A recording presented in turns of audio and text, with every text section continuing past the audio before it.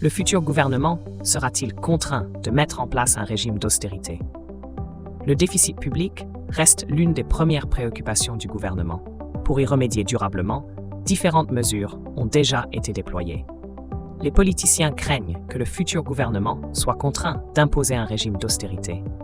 Vers un régime d'austérité après la constitution du nouveau gouvernement. La Cour des comptes a déjà publié un rapport en estimant qu'il est indispensable d'engager résolument l'effort de réduction du déficit public. Bien que Gabriel Attal ait déjà creusé des pistes, il y a encore du chemin à faire. Le futur gouvernement pourrait être contraint d'instaurer un régime d'austérité pour poursuivre les efforts du précédent chef du gouvernement.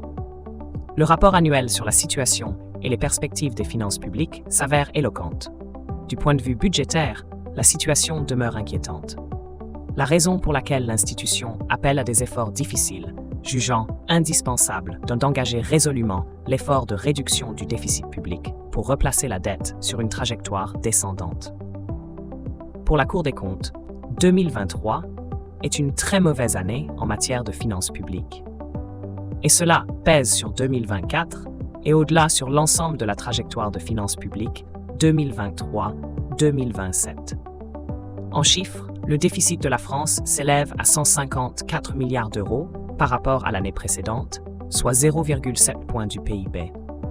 Il surpasse de 0,6 points le niveau anticipé par le gouvernement. Zoom sur les recommandations de la Cour des comptes. Chiffrée à 3 100 milliards d'euros, la dette publique représente environ 110 points de PIB. Elle surpasse de plus de 700 milliards de son niveau antérieur à la crise du Covid. La Cour des comptes avance qu'il est impératif de crédibiliser les objectifs pour 2024. Pour ce faire, il faut dissiper le flou entourant les économies et les hausses de prélèvements qu'ils supposent. Or, l'Hexagone va de nouveau faire l'objet d'une procédure pour déficit excessif. L'institution estime qu'il est crucial de revenir sous 3% de déficit et de replacer la dette publique sur une trajectoire décroissante.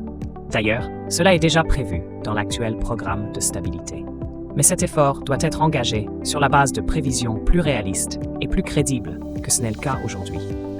Pour mémoire, le gouvernement avait prévu un recul du déficit public jusqu'à 2,9% et une réduction de l'endettement à 112% du PIB en 2027, en avril à la Commission européenne, dans le cadre de son programme de stabilité financière. Petit rappel sur les promesses des différents partis lors de la campagne des législatives. Lors de la campagne des législatives, les promesses faites par les partis s'avèrent plutôt coûteuses. Le programme du nouveau Front populaire, par exemple, prévoit une hausse de 10% du point d'indice retenu pour le calcul de la rémunération des fonctionnaires. De son côté, Ensemble pour la République a promis la suppression des droits de mutation à titre onéreux, frais de notaire, pour certains jeunes accédant à la propriété de leur résidence principale. Mais d'autres promesses électorales pourraient faire gonfler la facture.